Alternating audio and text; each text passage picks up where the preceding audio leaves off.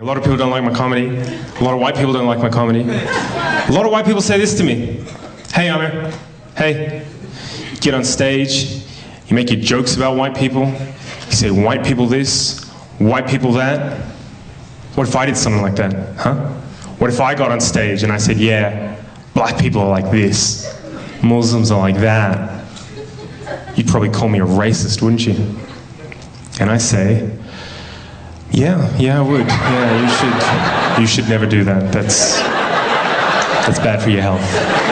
They're like, well, you do that, Aamer. You do that. You get on stage, you make your jokes about white people. Don't you think that's a kind of racism? Don't you think that's dun dun dun reverse racism?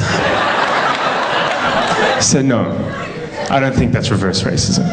Not because I think reverse racism doesn't exist, right? If you ask some black and brown people, they'll tell you flat out, there is no such thing as reverse racism. I don't agree with that.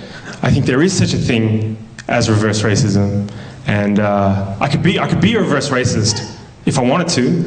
All I would need would be a time machine, right? And what I'd do is I'd get in my time machine, I'd go back in time to before Europe colonized the world, right?